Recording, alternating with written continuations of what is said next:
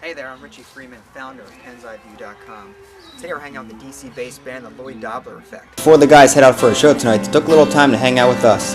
That's Phil Kaminsky and Chris Bruno, the two writers and the singers for the Lloyd Dobler Effect. Recently I had a chance to see them live in concert, but today I get to check them out in their home studio to hear all about how they got started, why they love what they do, and their plans for the future.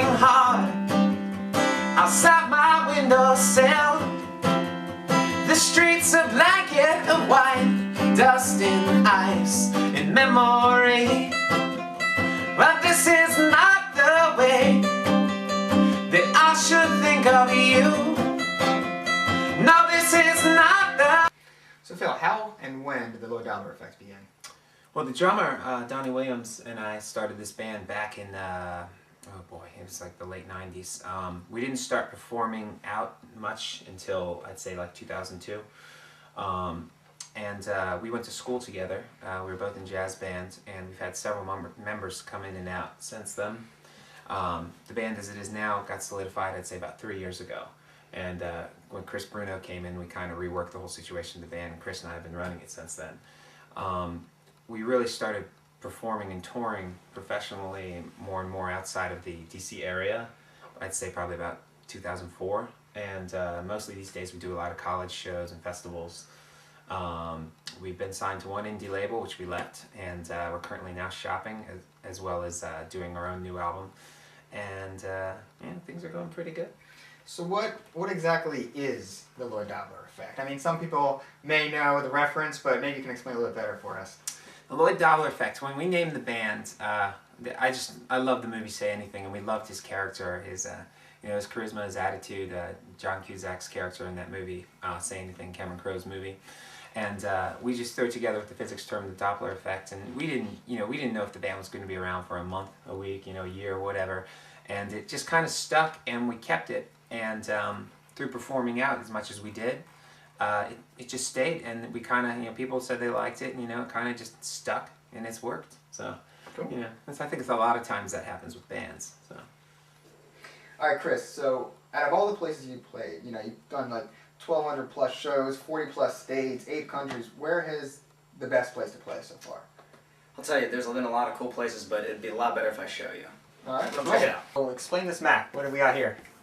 Well, since the band started expanding away from the DC area, me being the ultimate archiver, I decided to put a couple of maps up, especially after we went overseas, and we just started putting flags in every city that we played all the way out, all across the U.S. and pretty much all across the world. What's been your favorite place to play so far? Right here, in the middle of the Indian Ocean. It's probably the farthest we've ever played, and it was this really cool exotic island called Diego Garcia. We did 3 shows there about 2 years ago, and it was gorgeous. It was just a tropical paradise, so it's pretty tough to beat. What about you, Chris? I enjoy playing pretty much anywhere that's new and different and cool. That college towns are great places. Anywhere on the beach has been really fun, and anywhere out west has been great because I like the scenery. I like enjoying visiting new places. What's been the best college town?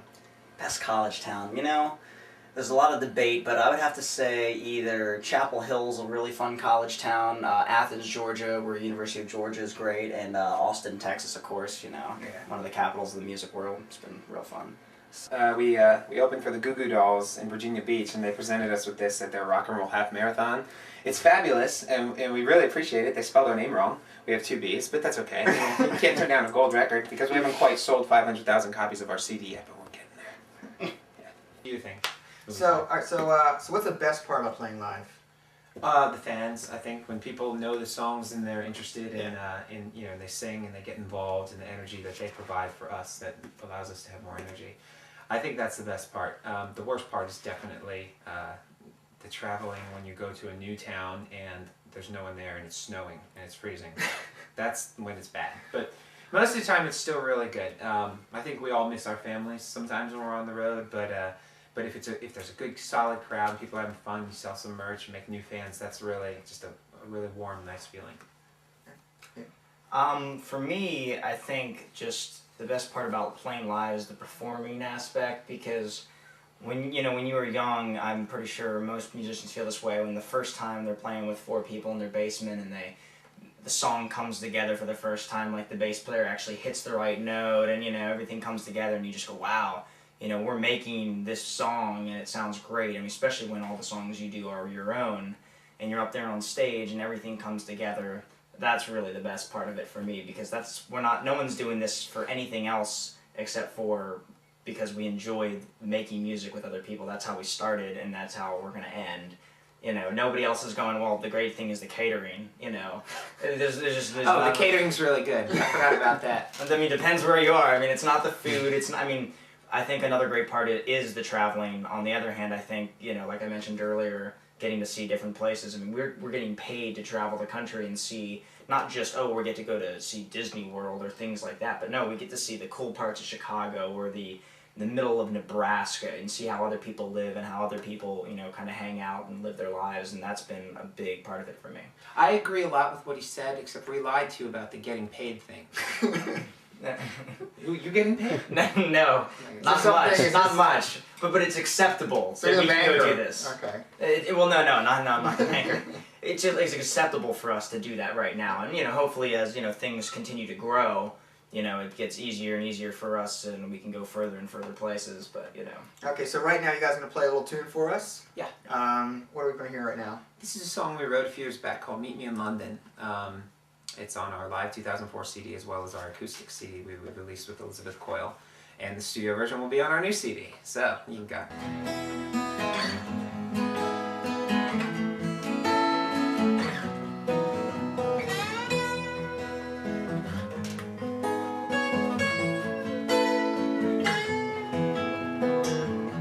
This is misery. I slip into the basement for a drink. Another wasted night and I'm blurry-sighted. It's breaking me in again. All this jealousy that grows in me, well, I can't let it out. All these words I speak mean everything, but you won't let me in. Meet me in London for a drink. Shelter breaks away.